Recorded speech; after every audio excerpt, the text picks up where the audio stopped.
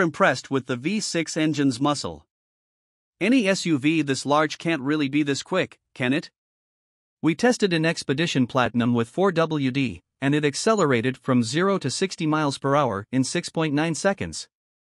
That's almost a second quicker than a comparable Chevy Tahoe. The Expedition is responsive and easy to drive when you aren't burying the accelerator into the ground too. The brake pedal is slightly squishy when you first press on it, but ultimately it's pretty easy to come to smooth stops, which is the important part. The steering has a light effort and helps to make this Expedition feel a little less humongous.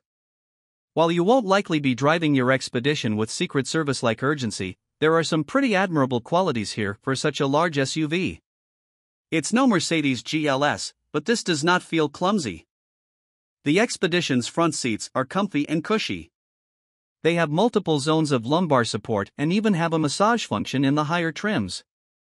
The second row seats are also decently plush. The third row seating is firm but still adequate for adult use. The Expedition's ride quality is pretty smooth too. We were less impressed by the Expedition's climate control. The airflow from the vents is noisy and not particularly strong. The seat heaters also might disappoint if you really like them to get hot. On the upside, the Expedition is impressively quiet on the highway and around town. How's the interior? The Expedition makes full use of its interior space. It's roomier than the Chevy Tahoe and gives every passenger ample room and comfort. The third row's accessibility is particularly impressive, allowing even adults to get in and out without much more effort than it takes to sit in the second row. The center console is a bit button-heavy. It's not immediately user-friendly, but it doesn't require too much time to master. It's a simpler layout than the Tahoe's too. Visibility out of the front is hampered by the massive windshield pillars. But even though the rear window looks to be a mile away, a clear backup camera and available 360-degree camera system take the edge off backing up. Ford's Sync infotainment system has come a long way over the years, and the newest iteration is pretty user-friendly. The navigation system does look a bit dated but offers pinch-to-zoom functionality, helping to make it quick and easy to use. Our test vehicle's 12-speaker Bang & Olufsen audio system made good use of the Expedition's large cabin, providing both power and clarity. The voice controls are basic and can help with simple functions. Android Auto and Apple CarPlay smartphone integration systems come standard with wireless connectivity. The Expedition's advanced driver aids, such as adaptive cruise control, work fine but aren't quite as full-featured as those in some rival SUVs. The Expedition has a listed cargo capacity of 20.9 cubic feet behind the third row, 57.5 cubic feet behind the second row and 104.6 cubes max. That's less space than its direct rival, the Chevy Tahoe. But the Expedition's extra spaces for all your knickknacks, plus its flexible seating arrangement, more than compensate. The Expedition is also a good vehicle for hauling little kids around. It has easy-to-access anchors for safety seats plus lots of room to fit rear-facing seats. Towing capacity is great with a maximum capacity of 9,300 pounds when properly equipped. The Expedition gets an EPA estimated 19 miles per gallon in combined city/highway driving. That's similar to what the EPA posts for other large SUVs. But we had difficulty matching the EPA's numbers in our real-world testing. Something else to consider is that premium fuel is required to get the quoted power numbers. During our time with the Expedition, we could notice a difference in performance between regular and premium fuel. The Expedition is priced comparable to other large SUVs such as the Chevy Tahoe. Warranty coverage is also typical for a non-luxury automaker. Interior build quality and materials choices slightly exceed what's available from its crosstown rivals. The Expedition isn't fun to drive in the classic sense, but it is rewarding to summon its muscle car-like torque and use this big SUV for its intended purposes. Road trips, daily commuting and heading out to the great outdoors are all right up the Expedition's alley. The mid-range limited trim gets our recommendation in the Expedition lineup. It adds convenience and luxury items such as a hands-free liftgate, leather upholstery, premium audio, adaptive cruise control and a navigation system to justify the cost increase. It's also eligible for a more powerful engine and sport suspension as part of the Stealth Performance package. The 2023 Ford Expedition is a large three-row SUV that's available in 6 trim levels: XL, XLT, Timberline, Limited, King Ranch and Platinum. 2024 Audi Q8 e-tron and Q8 e-tron Sportback go farther, quietly. The Audi Q8 e-tron and its smooth-backed sibling, the Q8 e-tron Sportback, enter 2024 with a new name, more range, more efficient batteries, better aerodynamics, and faster charging. The mechanical changes address customer concerns about range and performance, while the name change, from just plain e-tron to Q8 e-tron, is to give buyers a better sense of where the big two-row SUV sits in the brand's lineup of EV and ICE offerings. Like the gas-powered Q8, the Q8 e-tron sits at the top of the range, a roomy cruiser ready for glamorous day trips or making day-to-day errands feel glamorous. The base model starts at $75,595, and the Sportback Launch Edition we drove, with the dark chrome S-line trim and orange piped leather interior, rings in at $95,395 with options. Q8 e-tron range and charging times. The dark chrome and orange details are hints that the Q8 e-tron is a luxury SUV with a touch of sporty flair. It gets a bit more flair for 2024 with both a redesigned grille and headlights that highlight its slightly wider body. The styling changes also reduce drag, achieved through new wheel designs, shutters in the nose that can open for cooling and close for smooth sailing, and bodywork around the wheel wells that channels the wind. The wind cheating helps the 2024 Q8 e-tron get better range than the 2023 e-tron. An EPA estimated 285 miles for the standard version and 296 miles for the Sportback, 300 miles with the optional Ultra package, up from 225 to 226 miles before. The improved aerodynamics also let the air also pass by with barely a whisper of wind noise, even on the highway. The Audi's improved efficiency isn't just from the aero updates. The Q8 uses 2 motors, and for 2024, the rear motor gets extra windings that allow it to create a stronger magnetic field from the same incoming electricity.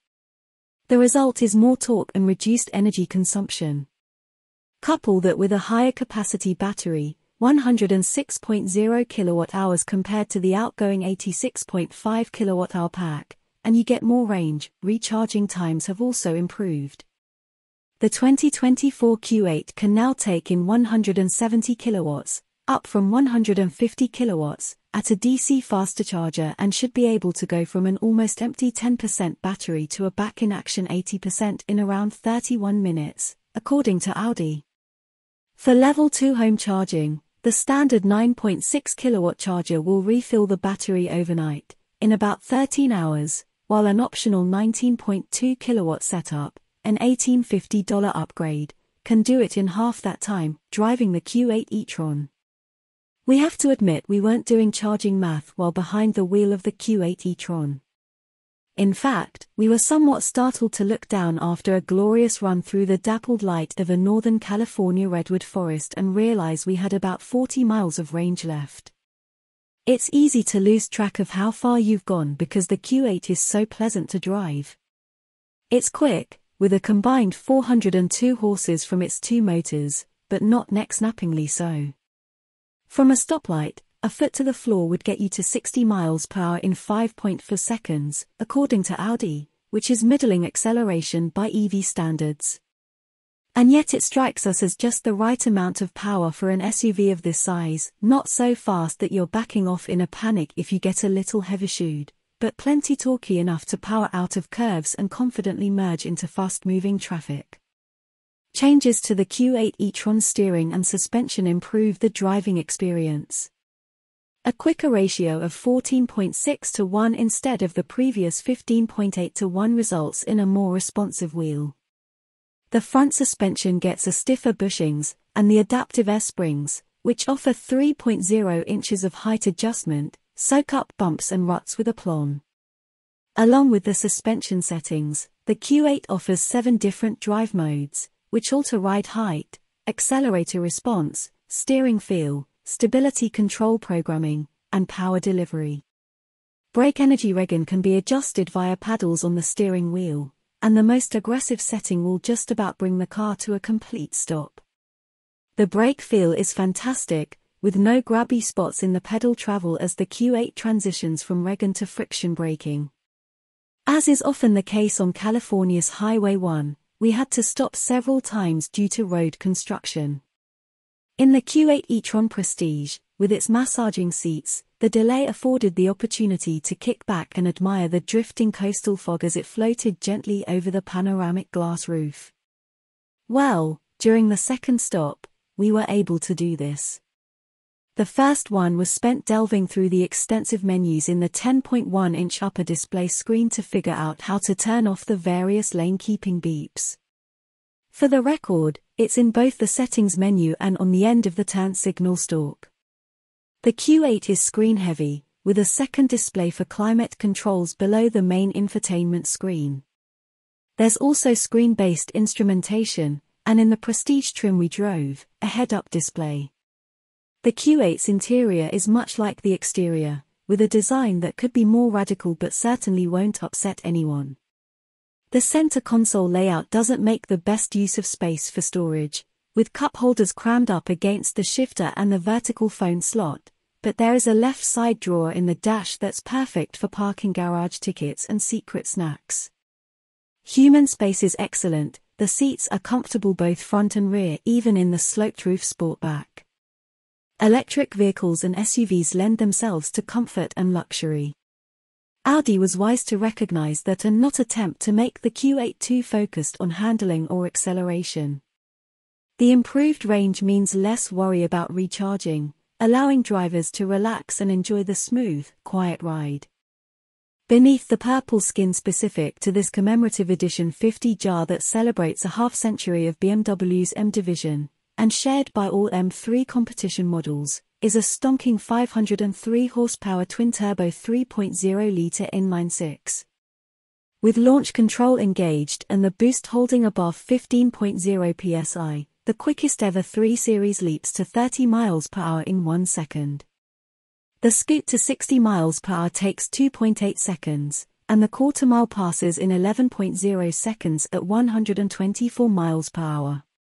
All-wheel drive comes standard on the Edition 50 jar and can be had on any other M3 comp for $4,000. It adds roughly 150 pounds to the curb weight, but the additional traction helps the 50 jar clobber its rear drive counterpart by 0.7 and 0.6 second in the 60 miles per hour and quarter-mile drags, respectively. The beauty of the competition's X-Drive mode is that it offers the best of both worlds. All-wheel drive for supercar-grade acceleration and decoupling of the front axle to enable a rear-drive mode for power oversteer shenanigans. Moving away from the world of dynamic insanity, when the drive modes are left in their softest comfort settings, the M3 Competition X-Drive is a livable place for daily consumption. The sharpest impacts reverberate up forged 19-inch front and 20-inch rear wheels and through the $4,500 carbon fiber buckets. The super supportive seats are somewhat tricky to enter and exit yet provide a surprising amount of comfort. As with all 2023 3 Series, the M3's interior is treated to BMW's curved display that incorporates a 12.3-inch digital instrument cluster and a 14.9-inch touchscreen infotainment system.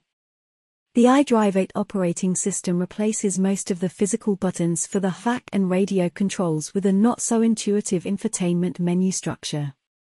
Fortunately, iDrive 8.5 rolls out this summer, and BMW promises to solve these teething issues by improving the layout.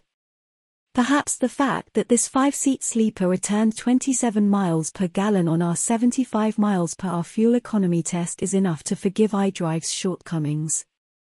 More on the BMW M3 starting at $83,595. The M3 Competition X-Drive delivers astounding performance for the money.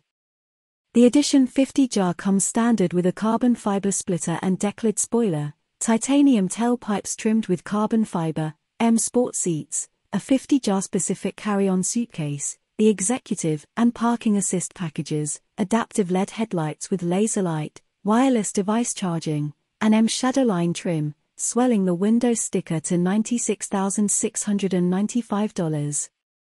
The only extra cost options are the aforementioned carbon fiber seats and carbon ceramic brakes. But its time at the top of the 3 Series hierarchy will be limited. The lighter 2024 cubic meters CS with an extra 40 horses and Michelin Pilot Sport Cup 2 tires arrives in the second half of this year. Whether the CS's $36,100 upcharge is an economically sound decision remains unknown, but it'll certainly contest the throne. 2023 Mercedes-Benz GLC 300 Formatage. As goes the Mercedes-Benz C-Class, so goes its sport utility sibling, the GLC Class. Benz's compact executive sedan received a comprehensive makeover for 2022, adding a 48-volt mild hybrid system to the powertrain and overhauling the looks, the cabin, and the tech therein. Now, it's the GLC's turn, and while the 2023 GLC 300 may not look all that different from the outside, it's grown a bit and picked up some notably nicer accoutrements. The 2023 GLC 300 hides its newly envisioned dimensions well in pictures, but it does appear portlier in person. With the wheelbase unchanged at 113.1 inches, and length expanding 2.4 inches to 185.7 inches, all that growth goes right to overhang, an observation our bathroom mirrors are all too familiar with. Luggage capacity is up by nearly 3 cubic feet, to 22 total. Since the wheelbase is unchanged, it shouldn't come as a surprise that front and rear legroom change by just 0.1 inch, the front shorter, rear longer, and feel no different in the new model. A few other dimensions have been massaged to boost aerodynamic slip. The GLC 300's drag coefficient now measures 0.29, an improvement of 0.02 over the outgoing model. Overall height is down 1/10 of an inch, the front track grows by 0.3 inch, and the rear track is nearly a full inch wider than before. Weight is up a fair bit, to 4,406 pounds versus the 4,122 pounds we measured in a 2020 model. Whether it's purchased with rear or all-wheel drive, a $2,000 upcharge, the GLC 300 is now a 48-volt mild hybrid. The integrated starter-generator bolts up to a turbocharged 2.0-litre inline-4, producing the same 255 horsepower as before, but torque rises 22 pound-feet to 295. The electric motor can add up to 23 horsepower and 148 pound-feet, but not at peak. That motive force gets routed to the wheels by way of a smooth-shifting 9-speed automatic transmission. With nearly 300 additional pounds of mass being shoved around and only 22 extra pound-feet on tap, the 2023 GLC 300's acceleration suffers, but not by much. The GLC 300 reaches 60 miles per hour in 5.7 seconds, 0.3 seconds behind the 2020 model. The story's similar in the quarter, with the 2023 model crossing the line in 14.4 seconds at 95 miles per hour, a negligible difference to the 2020's 14.2-second run at 96 miles per hour. These numbers remain superior to the last BMW X330i we tested, and they're about even with the Audi Q5 Some of this comes from the tires, which on the 2020 model had 235 divided by 55 are -19 Pirelli Scorpion Verde. All-season run flats at all 4 corners. Our 2023 example wears wider, staggered AMG wheels, $850, and rolls on 20-inch Continental Eco Contact 6 summer rubber measuring 255, 45 up front and a whopping 285 or 40 in the rear. That Rubenesque contact patch certainly helps explain our improved skid pad figure of 0.88 G, besting the old GLC's 0.85 G, not that impressive, though, when accounting for the transition from all-season to summer tires. Mercedes's tweaks to the 2023 GLC Formula Boost EPA estimated highway economy to 31 miles per gallon, 3 miles per gallon more than the outgoing model. The GLC 300's newfound electrification also sweetens the SUV's on-road demeanor. This stop-start is among the smoothest on the market, reviving the gas engine with nary a shudder. Under deceleration, it's difficult to notice when the engine shuts off for low-speed coasting. This smoothness extends to the steering, banefully so, as it's devoid of off-center buildup and is just numb all around, and the brakes, which are easy to modulate for consistently smooth stops. The remaining parts of the Merc's driving experience would be best summed up as sport adjacent. The GLC's standard adaptive dampers keep things nice and smooth over mildly uneven parts of the roadway, and body motions are well controlled, but more dramatic humps and bumps transfer a good bit of motion inside. If we were ordering our own GLC 300, we'd stick with the standard 18-inch wheels, with tires that have thicker sidewalls and should deliver a better ride on Michigan's Martian roadscape. Chuck the GLC into a corner and, sure, it'll lean more than a C-Class, but it stays well sorted and makes a good case for taking the long way back from school drop-off. The four-banger sounds pretty good when you give it the beans too. It's a damn shame about that steering considering how well sorted the rest of this car is. If your commute has more traffic lights than curves, you're in luck, because now you can appreciate just how much better the GLC 300's interior is.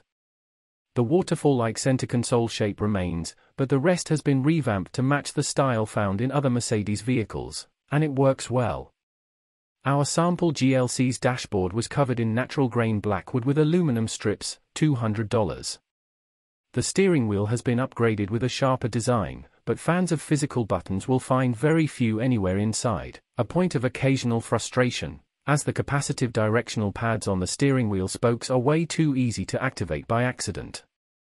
The panoramic roof, $1,500, features a thinner cross strut too, not that anyone would notice. Do you love screens? Well, the GLC is a modern Mercedes, so you'd better. The old model's deep-gauge binnacle has been trashed in favor of a 12.3-inch display with multiple layouts, and the capability to display a full navigation map. The 11.9-inch standard center touchscreen runs the latest iteration of MBUX infotainment software, which is responsive, sufficiently easy to navigate, and includes wireless smartphone mirroring. The center display will pick up and reflect greasy fingerprints like nobody's business. So take your preschool instruction to heart and wash your hands often. While the GLC 300 4MATIC's $50,250 base price is in line with the segment, things can get expensive in a hurry. We're staring down an as-tested price of $65,950. Some of that comes from the top Pinnacle trim's $4,450 price bump, but standalone options sure aren't cheap either. More aggressive AMG line styling will set you back $3,450, although the Night Package's blacked-out trim only adds $200 to the bottom line. The driver assistance package contains all the usual active and passive driver aids for an extra $1,950. Even this specific shade of cardinal red metallic is a hefty $1,750. Despite the bit of sticker shock, the 2023 Mercedes-Benz GLC 300 4MATIC is a strong contender in the Entralux department. Its cabin is vastly improved over its predecessors, while its new hybrid components add a dollop of smoothness to around-town duties. Yet it still can let loose and have a little fun, even with the extra junk in the trunk. Cars are Andrew Croc's jam, along with Boysenberry. After graduating with a degree in English from the University of Illinois at Urbana-Champaign in 2009, Andrew cut his teeth writing freelance magazine features, and now he has a decade of full-time review experience under his belt. A Chicagoan by birth, he has been a Detroit resident since 2015. Maybe one day he'll do something about that half-finished engineering degree.